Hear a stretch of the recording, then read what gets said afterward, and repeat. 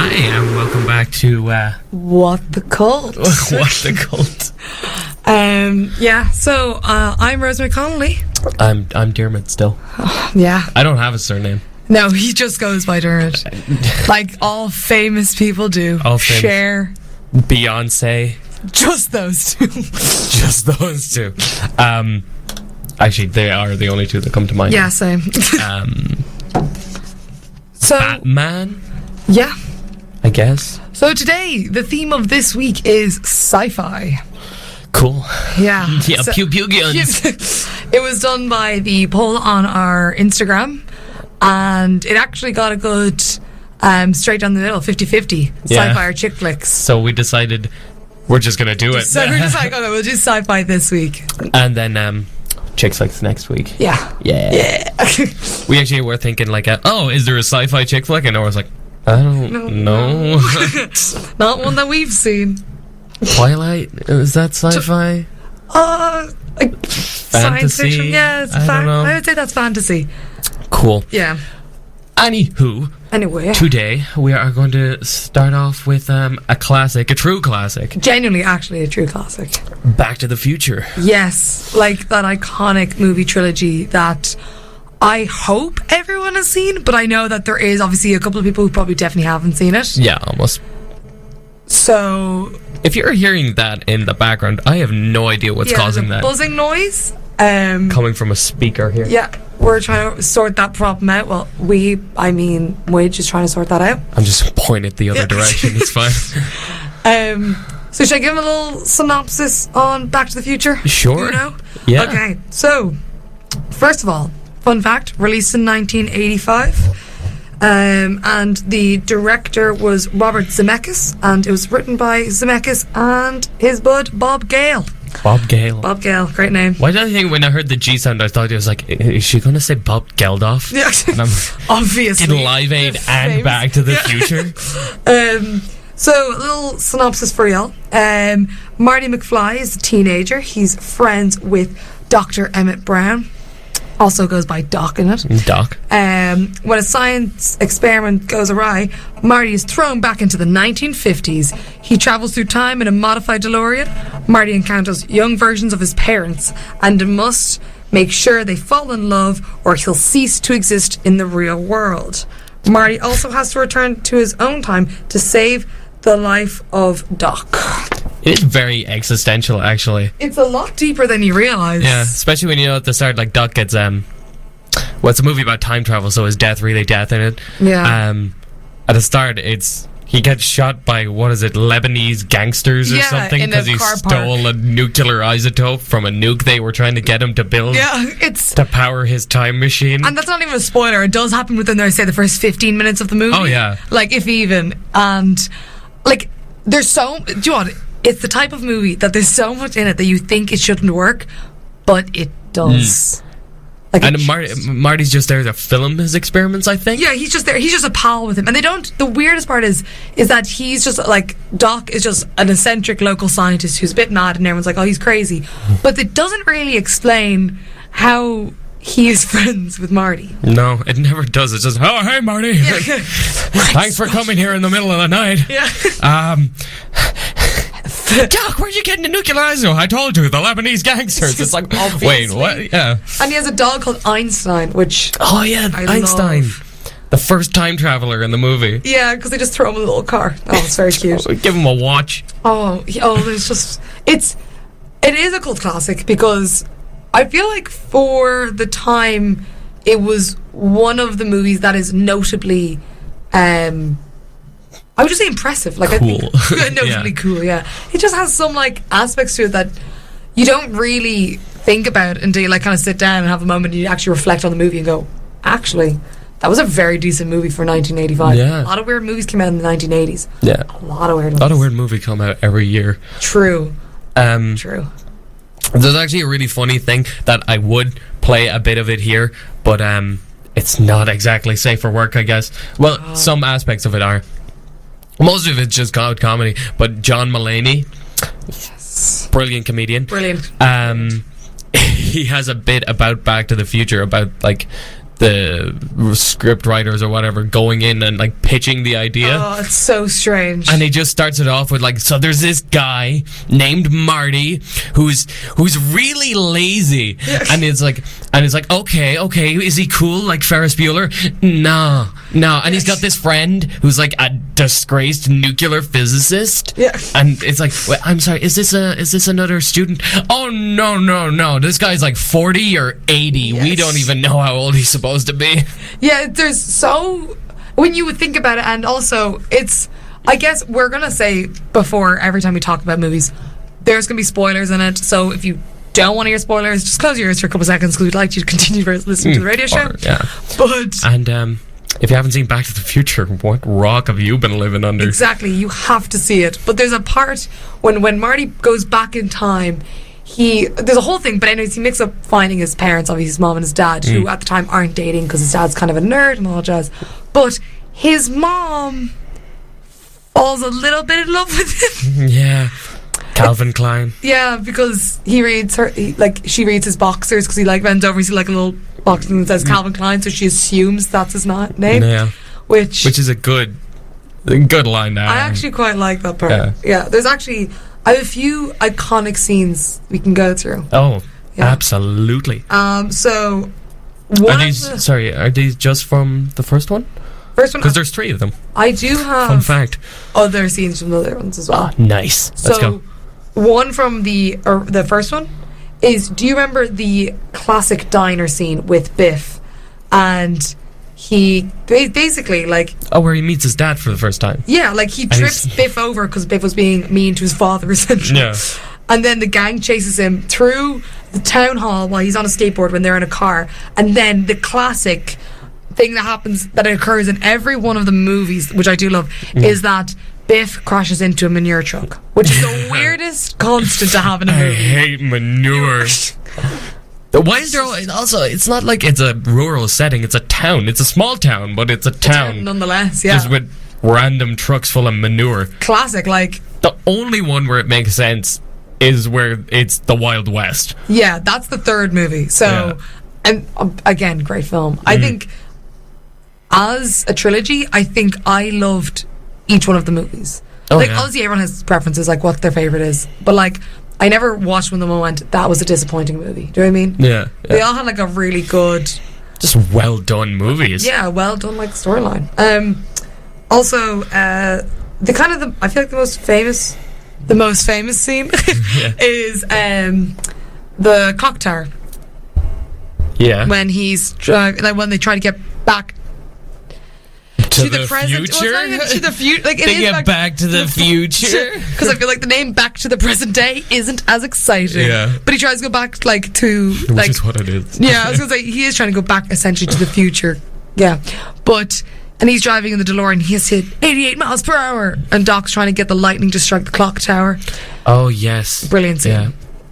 I just love that part of the movie. Like, it is a great, and he's actually in the clock tower holding a metal rod pointing it at the sky, and it's like, well, that's smart. You're a scientist. Yeah, surely that's the best way you could have done that. Yeah, it was just, I also find it funny that I feel like a lot of people don't know this. Did you know Marty McFly wasn't originally supposed to be played by Michael J. Fox? Who was it supposed to be? Eric Stoltz.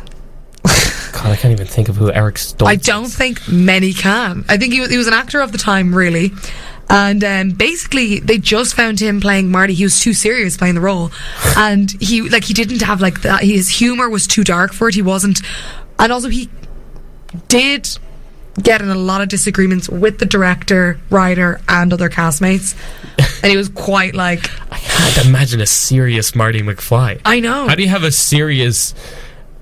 It's I'm going to play this as a mature character, even though he's supposed to be a teenager that likes rock and roll and skateboarding. Like, literally, it doesn't make sense, and I was very... Dr. Brown, you cannot build a time machine out of a DeLorean. What is wrong with you? Don't do that. Go to sleep. It's the middle of the night. Making me record you in the middle of a car park. That's why he wasn't cast for the role, because it's like, Marty, I needed to come to the Twin Pines Mall. Doc, no. Good night. Yeah, I am in bed. But get the gangsters, Marty. It's like, no, man, I'm not coming. Sorry. So like At school in the morning. He cared about school. yeah. And also just one random fact before I think we should move on to the second one is, did you know that originally the time machine was going to be a fridge? A fridge? In the first draft of it, it was a fridge. And then it was a Ford Mustang, wasn't it? Ford Mustang was the That's something car. a friend told me today. Yeah. You were there. I wonder who it was. Yeah. Called. But Schmemmet. it was me.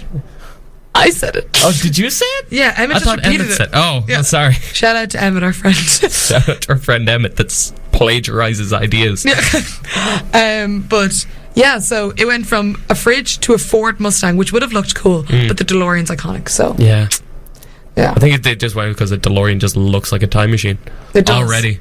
And now it's made. synonymous with being a time machine. Oh yeah, like if it was anything else, I'd be disappointed. To be completely honest. Okay, that was very loud. Yeah, I really hope you guys can't hear our technical difficulties, but Oh, they can. they can. Yeah, Yeah. I see on the monitor. Okay, we have to talk about the sequel, Back to the Okay. Future, Part 2. Part 2, Dose. Okay. Made 4 years after 1989. Yep. Okay, the plot of that one is they go to the actual future. Genuine future. The distant future of October 30-something. Oh, I can tell you it now. October 17th. I'm going to It's- guess. It's 2015. October 21st, Damn it. 2015, which is weird when you think about it. Yeah. The Oh. future. There- 4 years ago. Technically, we did invent hoverboards in the end. Yeah. They're just not what we thought they They would just be. have wheels. Yeah, and they don't. And they're used in hover. vines. Yeah. But, Vine was a thing back then. yeah. Do you want to give them a little rundown of the second one? Well, the second one, it starts with them going to the future. Or, the end of the first one. Leaves on a cliffhanger. It leaves on sort of a cliffhanger of them in a flying car with Doc sort of going, "It's about your kids, Marty. We gotta go to the future." Yeah. And then Where we're going, we don't need roads. Iconic. it's like he's such a cool character for like just an old scientist dude. Oh, 100%. God, what is the plot? The second one is where they go to the future to figure out, and then Marty does actually upgrades from his skateboard to a hoverboard. Yeah, and Meets another future relative of Biff.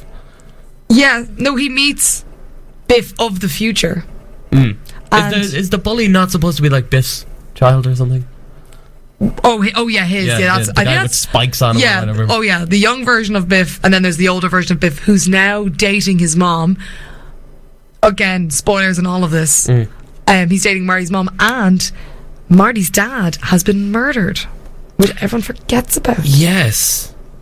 Which is like a very dark moment. He's like, "Where's Dad?" And she's like, "Yeah, the cemetery." And he just goes and sees a gravestone. It's quite dark, actually. Because in Back to the Future 2, they go back to the past of the first movie and gives originally it's the future Biff is like just an old dude who finds out about the time machine. He has an almanac with dating a sports almanac dating like all the wins and losses for the past 30 years. He goes back in time, steals the DeLorean, goes back in time, somehow figures out how to work a time machine he has no experience with, gives it to the almanac to his younger self to bet on everything and become a rich and famous dude. Yeah, and he does. And then there is that version of the future that Marty goes back to, and he goes back to the future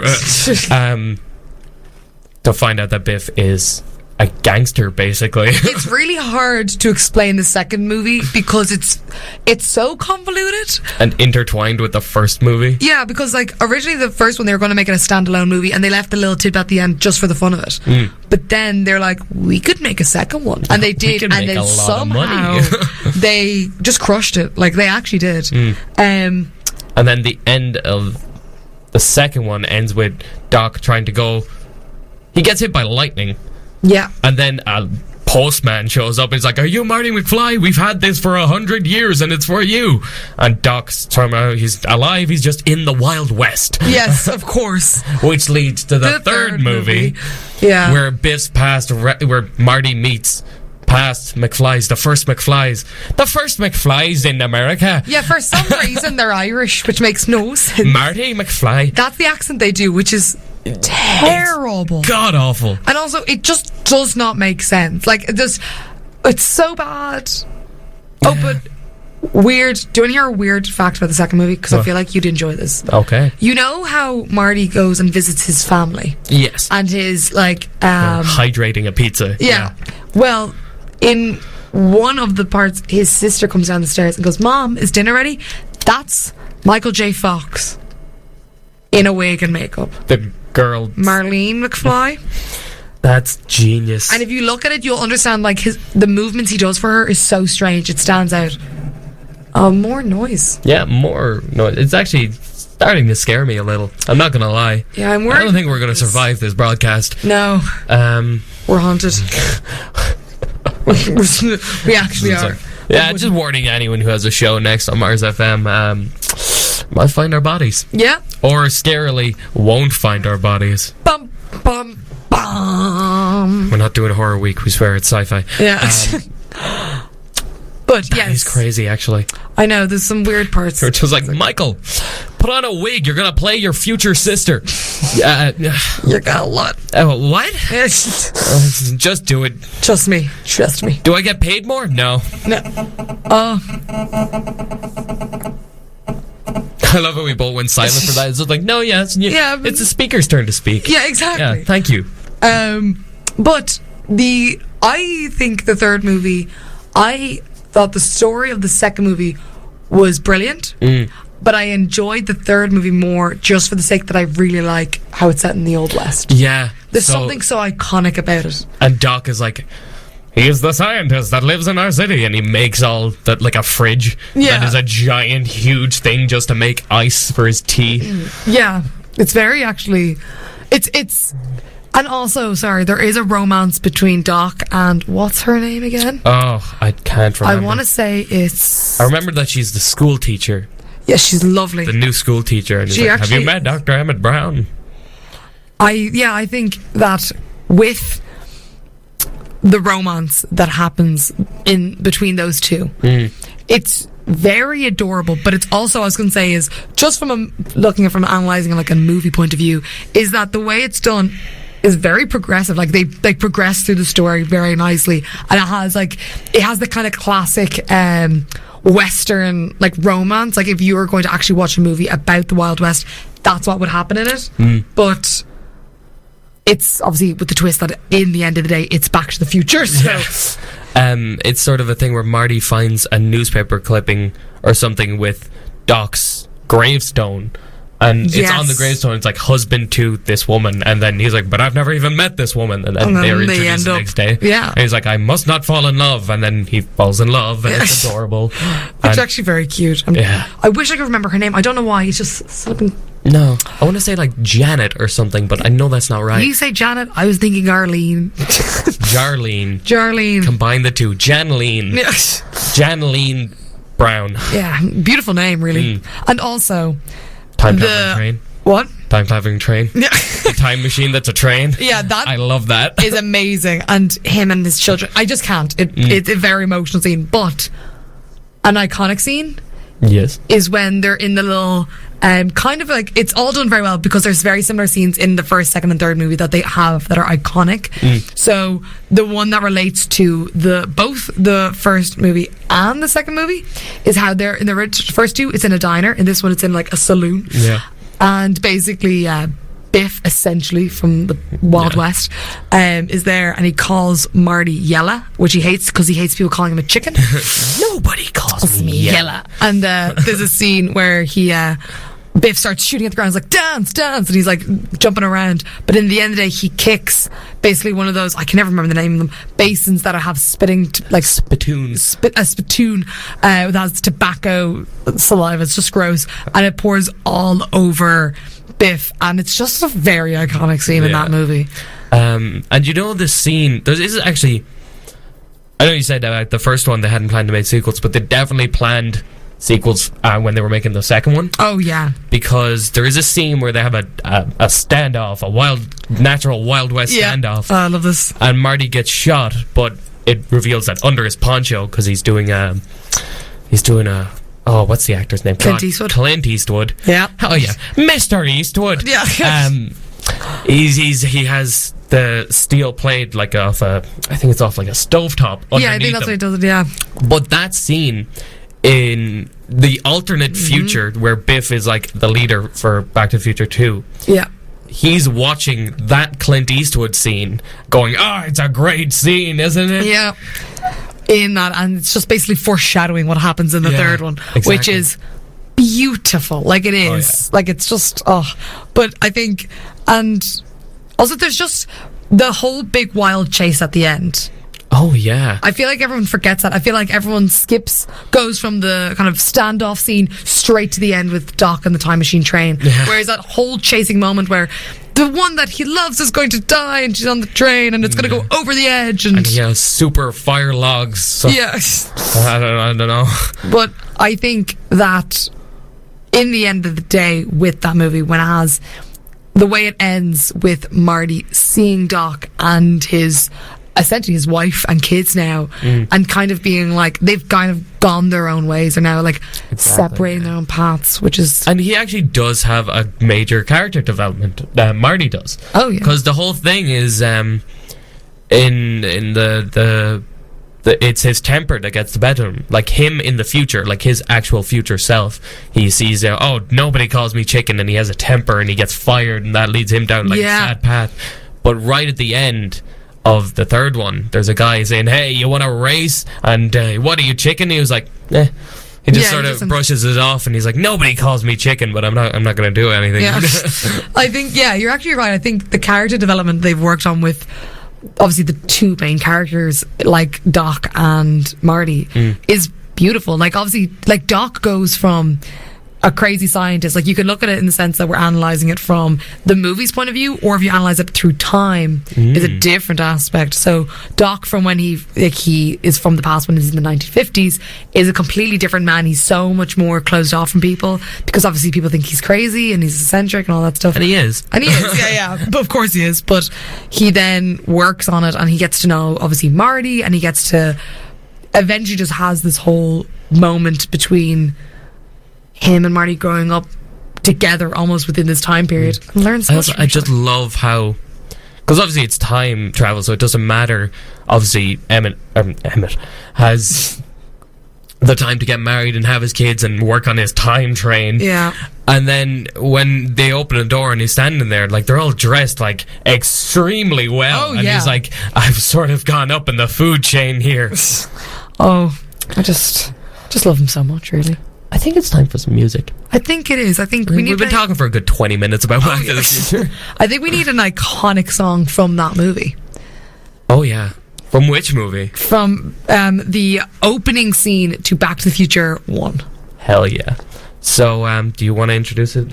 Sure thing. So, work my magic. This is the amazing The Power of Love by Huey Lewis and The News. So, enjoy. Ooh. Just fade us in was fading that out. I am a tech genius. Very professional edits. Brilliant song. Honestly, I remember when I watched Back to the Future for the first time, I was allowed to borrow my mom's iPod Classic, and I remember that it was on it because it's just an iconic song. And I remember listening to it, genuinely believing I was as cool as Marty McFly, but I ended up being like 8 years old, cooler, running around being like, yeah. But we should tell them where we found out the name. Yes, sorry. Honestly, should I just tell him who said it? Yeah, because it's kind of funny. Yeah, I'm not gonna lie. Shout out to my mom, Anna Marie. She texted me saying, it's Clara Clayton Rosemary. And I was like, yep, Clara Clayton. That's Clara Clayton Rosemary. That's I should know. No, yeah, of course. So it's Clara was the name of Doc's I guess love interest, wife, wife, essentially wife in the end, So thanks for that, Mom. Mammy, appreciate it. But yes, so jump into that next movie. Vastly different movie. Oh, completely opposite side. Time is in it. Time travel. Just, classic sci-fi trope. But also interdimensional travel, robots, Matthew McConaughey. Everything you'd really want. Everything you need. Yeah. Sarcastic robots. It's Interstellar. It's Interstellar. It's Interstellar. That's the name of the movie. So directed by, I forget the name. I literally just had Christopher Nolan. Christopher Nolan. That's who directed it. So tip of my tongue. I was thinking. I was going to say directed by The Dark Knight Rises, and I was like, but that's not. Same director though. Yeah, we both loved the movie. Yes. I will give again a little summary of what the movie's about. Hell yeah. Because I have it written here that I got off the internet because it's a big movie to try and summarize. Yeah. Like I 100% recommend seeing it. But I'll give you a little rundown. So spoilers. As it said on the classic Hollywood websites, in the not-so-distant future, planet Earth is facing a drastic shortage of food as crops all over the world are perishing due to a type of dust called blight. Throwback to famine. Throwback to the Irish potato famine. Yeah. Good one, Nolan. A team of bioscientists and physicists from NASA take off into space and travel across galaxies to find the remaining humans on Earth a new home. In a race against time, faced by constant challenges and some betrayal, will they succeed in their mission? Is the little summary I have. It's sort of the perfect movie for that, like, classic sort of presenter, or not presenter voice, like movie trailer voice. Do you know that? Oh yeah. In a world with Matthew McConaughey. Yeah. All right. All right. And it's back. He's trying to do a Matthew McConaughey impression this whole time. You can hear that. Ours. All right. Yeah. But yeah. So, thank you, Mr. Speaker.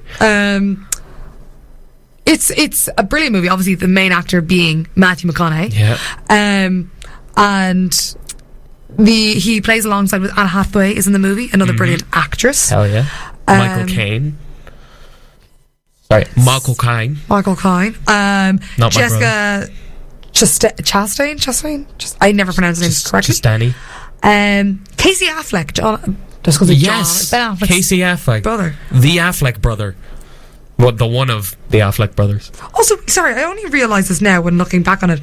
Brilliant cast. Matt Damon's in it. I forgot about that.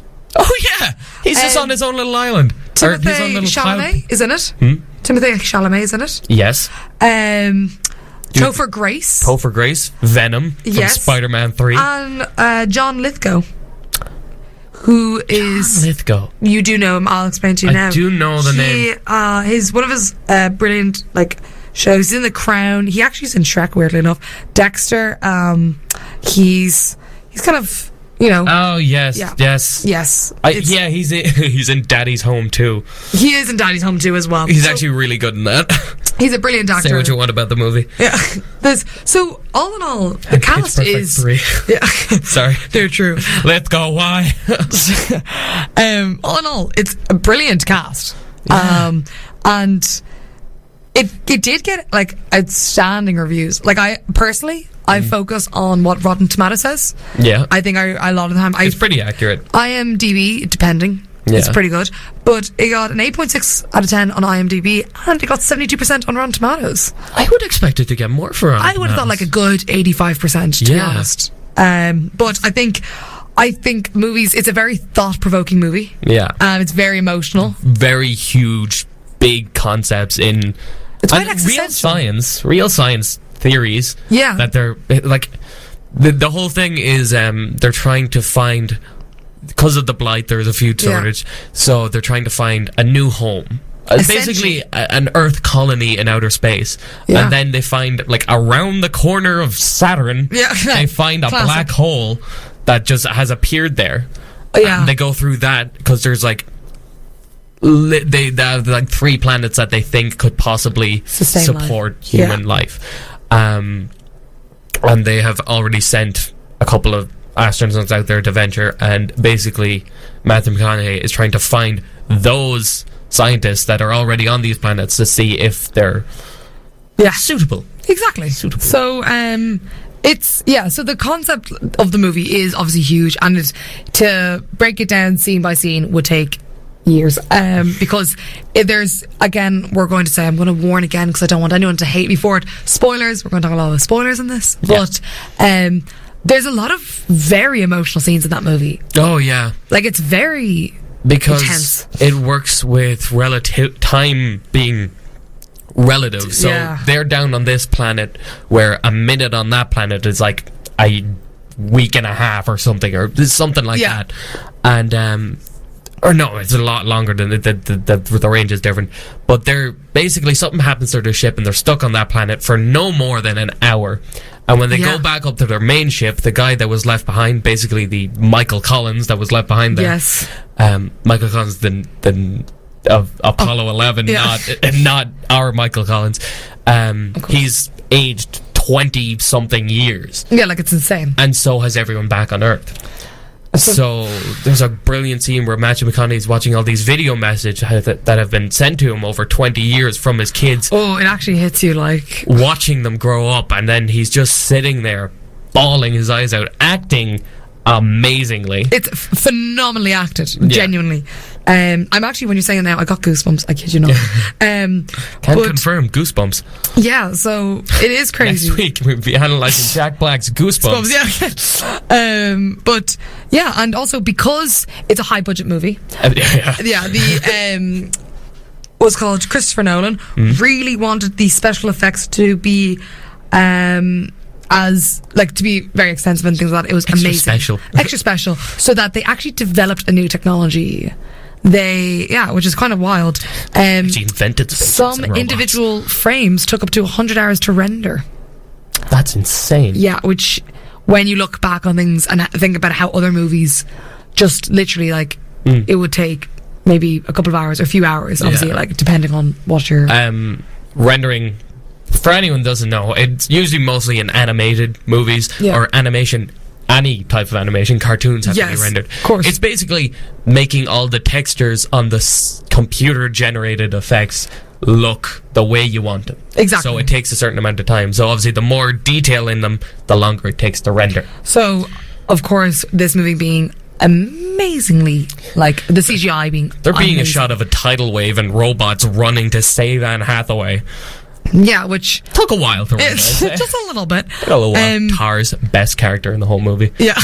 Tars is a robot that's just helper, but they have sarcasm and humor settings. Yeah. And Tars is always just when I'm in charge of the human race.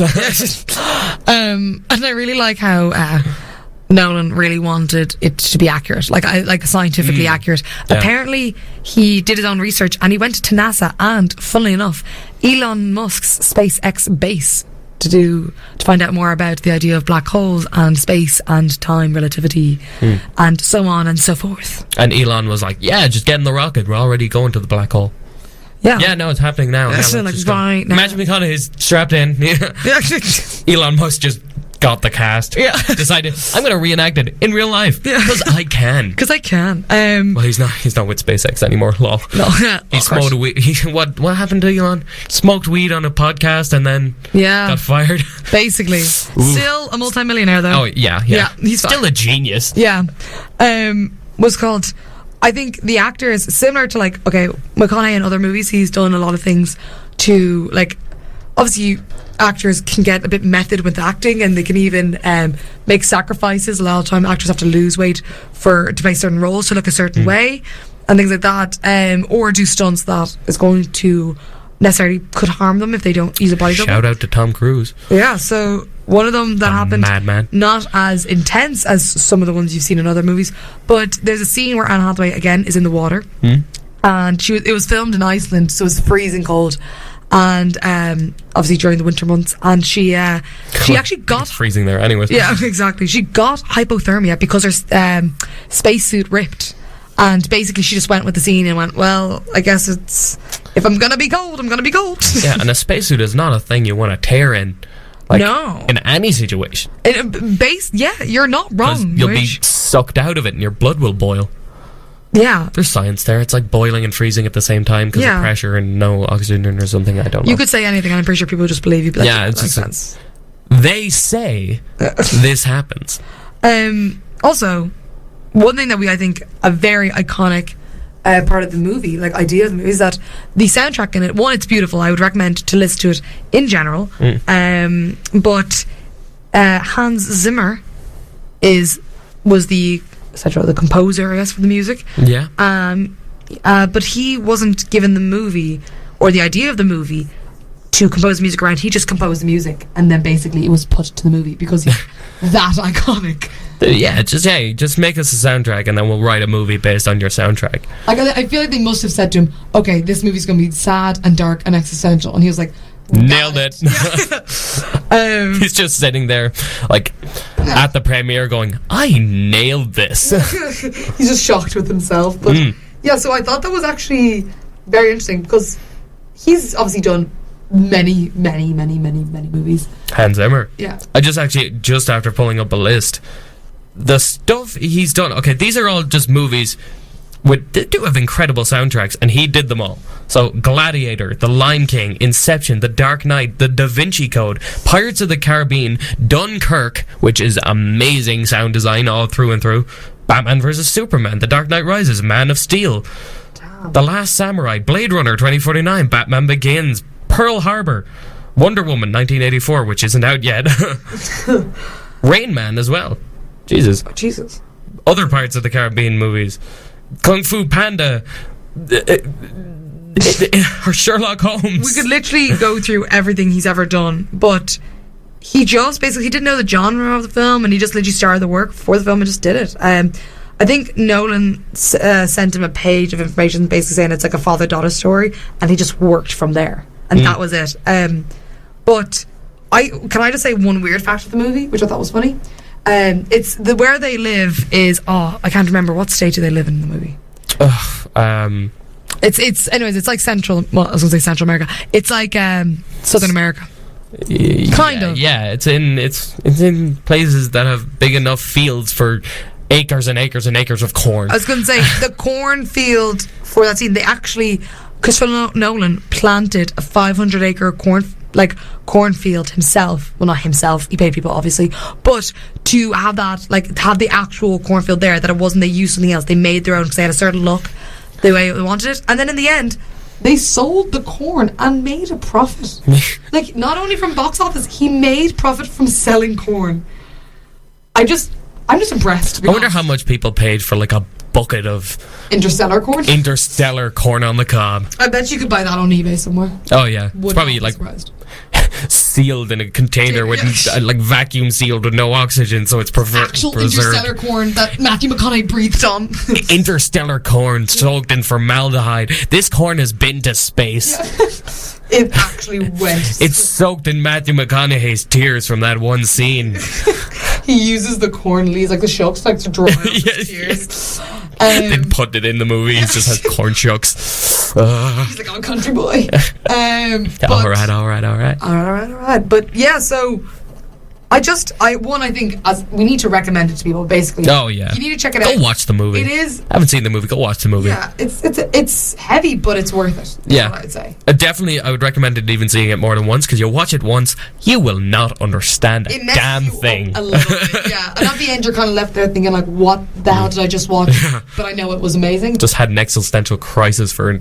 It's a long enough movie. Oh, yeah, it's 2 hours. The last half hour, I think, is when you do question everything in life. Yeah. But honestly, we've all done it once. So why not make it a second time? Yeah, we've all done it. Gone to space with Matthew McConaughey. Unfortunately, it's not on Netflix. Yeah. So you will either have to use a completely legal streaming service, completely legal being Pirate Bay. It was called, or you could obviously buy it on DVD and play it. Yeah. But, all I want to say is get your go watch the movie. And again with Back to the Future. What the cult recommendations. Oh yeah, every film we talk about is basically films that we would recommend to you guys. Yeah, we should compose a list. We should, and we'll post it. Yeah. And then 1 week, I'm sure we're going to do movies that we do believe are the worst movies ever. The worst movies of all time. Yeah. I think it's time. Time reference. Back to the Future. Yeah. Back to the music. Yeah. This song, it's been in movies. Yeah, it's not. We didn't pick a song. It's not from Interstellar. It's Interstellar's music. Is a lot of it is just instrumental, and it's also very deep. And we thought. Do you want me to draw the connections from this song to that movie? Do it. Matt Damon.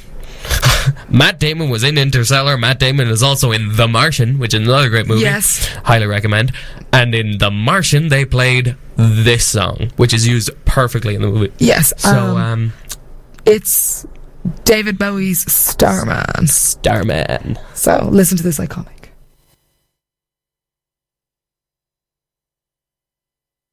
It's working. Hold on. It's working.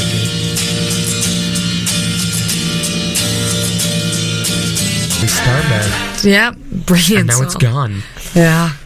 We did dance to it in the studio, to be completely honest with you guys. Yeah. Yeah. So anyway, just to wrap things up, we sort of covered two different types of sci-fi movies. Yes. Which we had talked about before, that there are sort of the differences between your action-based sci-fi. I held back and I didn't even say Star Wars once. Yeah, I was impressed because we were going to analyse it, but like honostly, that would need its own... It's like 10 movies now. It's just too much work. It's a lot. Also, I'm pretty sure anyone that's friends with me has heard me talk about Star Wars enough. Oh, 100%. But yeah, there's the two types, which are the action-based ones, where it's just you pew-pew guns and lightsabers and magical powers and spaceships for the sake of spaceships. Robots. Robots. And then you have things like... And Back to the Future, it's sort of, that chosen one... Yeah. Marty versus the world sort of thing, but it's action based, but it's more of a family adventure than it's action based. And then you have the other ones like Interstellar, which is, generally speaking, it's one man or woman versus space. Yes. Essentially. Stuff like Gravity with Sandra Bullock, which visually is an excellent movie. Not much happens in the movie besides her like freaking out and George Clooney coming up every now and then to be like, hey, what's up? Oh, Georgie.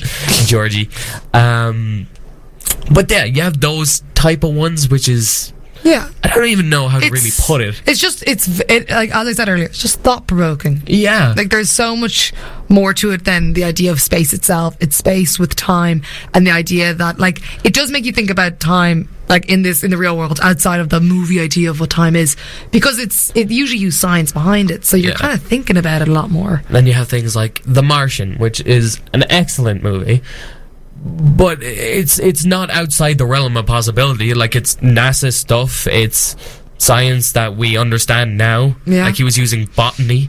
Yeah. He was growing potatoes exactly on Mars and using duct tape to seal all holes in it. Like, it's plausible. Yeah, which is... It's plausible sci-fi. Yeah, 100%. That's what it should be, yeah. Whether or not that's better than Star Wars and Star Trek or any of those... Yeah. That's just opinion, I guess. It's just besides the point, really. It's just kind of saying... It's going to be a more critically acclaimed movie, sure. Oh, yeah. There's so much more to grade it on. It depends what you're interested in. 100%. If you like having your mind blown, or you like lasers. Yeah, it's kind of like, do you like the idea of having fun with the movie, like kind of action-packed and everything, or do you actually want to sit down and think about it? Like, if you're someone who wants to genuinely analyse a film and think about it and then afterwards hold on to it... Yeah. Watch things like Interstellar. Like if you just want content, or you're like a stoic philosopher looking for answers. Yeah. Oh. In the stars. In the stars. Zodiac signs. Zodiac signs. Yes, science. Yeah. Zodiacs. That's all I think I have to say, anyways. Yeah, I think I couldn't agree with you more. I'm not a big sci-fi nerd myself. I've never had a huge passion for sci-fi, but dare you? I know, because you are, of course, but I do enjoy a sci-fi movie every once in a while, and I just think that I need to, actually, from what you're saying about films, there's films I need to check out that on both sides. One, like the action, because it's fun and things like that, but also on the other side of like movies that'll make you think, which I think people are afraid to see because they want to have... If you're going to go see a movie, you're going to want something that keeps you entertained and takes you away from the real world and enjoy that little escape. But then I think these movies make you sit down and think of the real world from a different perspective, and I think that's tough for people to do, but I think sometimes it's worth it to kind of get that kind of bit of clarity. Ooh, that was deep. That was good. Wow. I was in awe sitting next to you. Can you tell that I studied sociology last year? Ooh. And I'm sorry I actually didn't mention it at all. Avatar, another brilliant sci-fi movie. 3 hours long. It is brilliant. A lot of mixed opinions on Avatar. I enjoyed it, but I would be on the side that I enjoyed it, but it's not nearly in the like my top. No, it wouldn't be. But like at the time, it was 3D film done right because James Cameron was like, I'm going to do it right. Yeah, he actually was very impressive. Whether or not, like, it ended on sort of a cliffhanger, I guess, with his eyes opening. If you've seen the movie, you'll understand. If you don't want to see the movie, don't see it.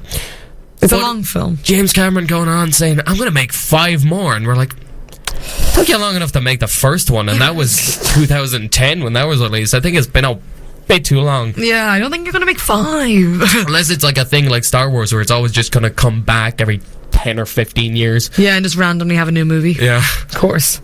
But Anywho, I think that's all that we have time for. Yeah, I think we do. So, thanks for listening, everybody. Thanks, buddies. We'll see you next week. Keep an eye on our Instagram and our Twitter at look up What the Cult on Twitter, but our is at What Cult, and our Instagram is at What the Cult, and check our polls because I think next week we're doing chick flicks, but after that we'll be asking you guys, so keep an eye out to another poll, and hopefully this time it won't be a 50-50 split. Yep. But even if it is, that actually helps us because we have content for 2 weeks in a row. Exactly.